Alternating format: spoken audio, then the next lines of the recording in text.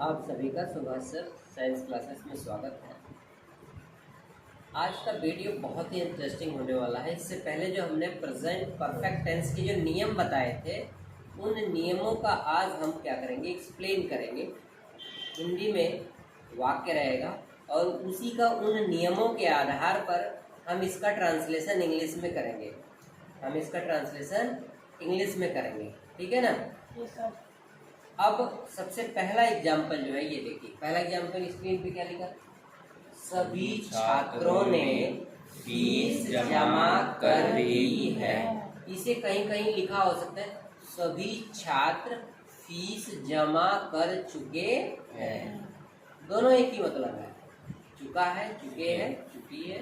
Last में रहता है वाक्य अंत में या है, ये है, दिया है, लिया है, दिया है। ठीक है ना?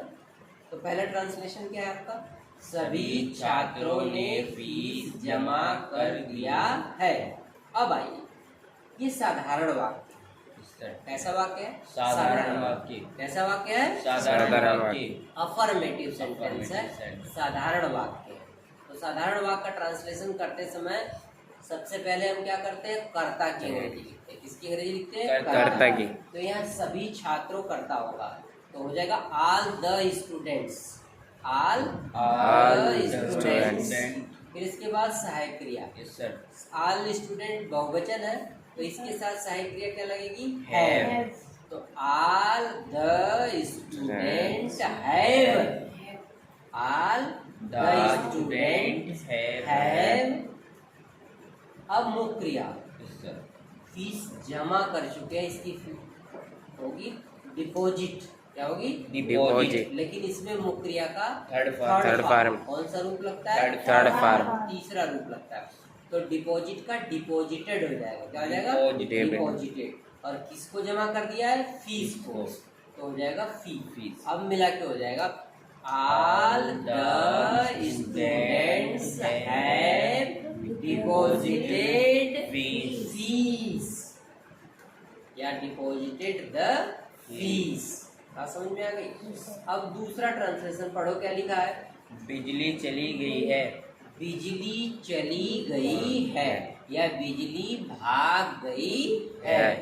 बिजली चली गई है। तो बिजली इसमें सब्जेक्ट है, कर्ता है। सबसे पहले हम कर्ता की अंग्रेजी लिखेंगे। तो बिजली का क्या हो जाएगा? द लाइट या इलेक्ट्रिसिटी भी लिख सकते हैं। तो द लाइट, सहायक क्रिया हैज, जा चुकी है, भाग चुकी है, तो गॉन।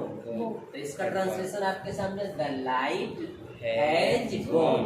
बिजली जा चुकी है या बिजली चली गई है या बिजली भाग गई, एक ही मतलब है। अगला ट्रांसलेशन, हमने अभी तक लंच नहीं किया है। ये निगेटिव सेंटेंस है।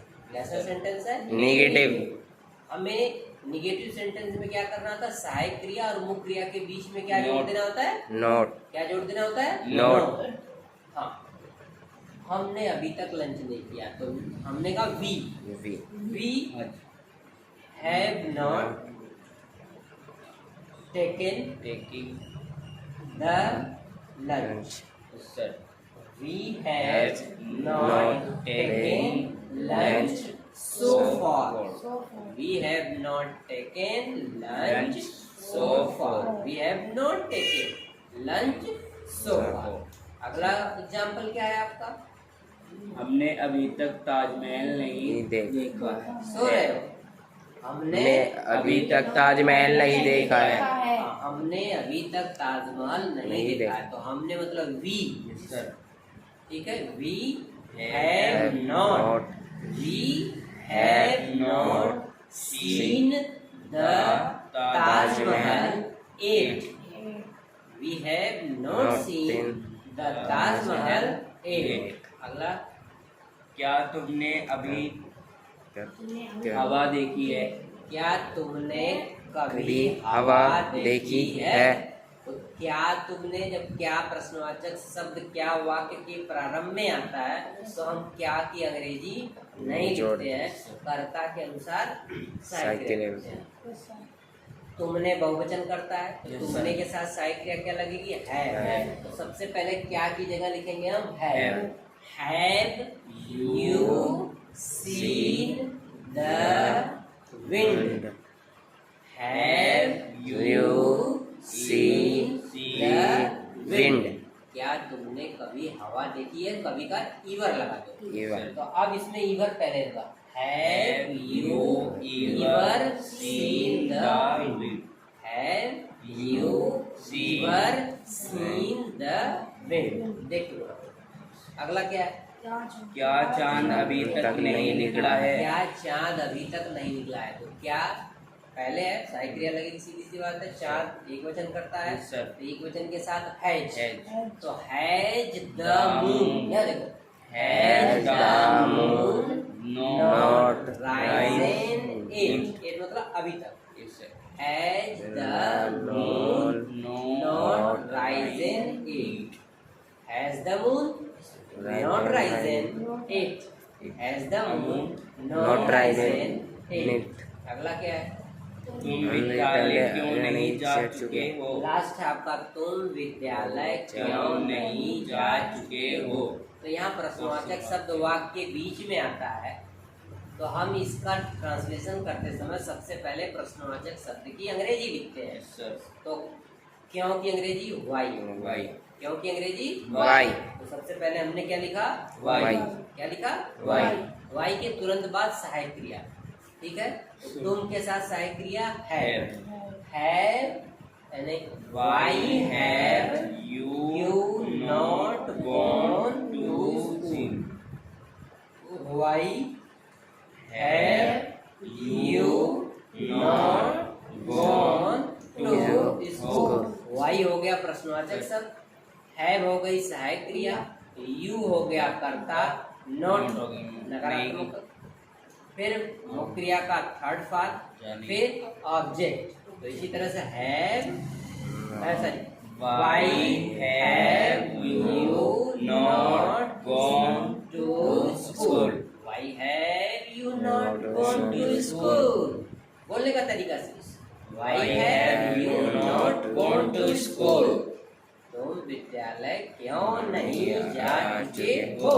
अंग्रेजी में इसको Y have you not, why have you not gone to school? Why have you not gone to school? जो नियम हमने बता दिया अफर्मेटिव का, निगेटिव का, इंट्रोगेटिव में दोनों इन प्रश्नवाचक शब्द क्या पहले आवे या बीच में आवे, जो क्रम जो नियम हमने बता दिया वो नियम आप तैयार कर लें। उस नियम के आधार पर आप 12 टेंसों का ट्रांसलेशन बड़े आराम से कर लेंगे, ठीक है।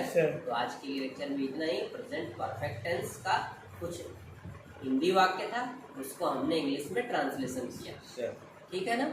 हिंदी ऊपर लिखी, उसका ट्रांसलेशन नियम के अकॉर्डिंग प्रेजेंट परफेक्ट टेंस के अनुसार हमने नीचे की लिखा। क्यों? क्योंकि ये प्रेजेंट परफेक्ट टेंस का ही एग्जाम्पल हिंदी वाक्य था, और इस सबका हम लोगों ने क्या किया, नियम के आधार पर नियमों को ध्यान में देकर के प्रेजेंट परफेक्ट टेंस का ट्रांसलेशन किया। तो आज के लिए सिर्फ इतना ही, बाकी नेक्स्ट लेक्चर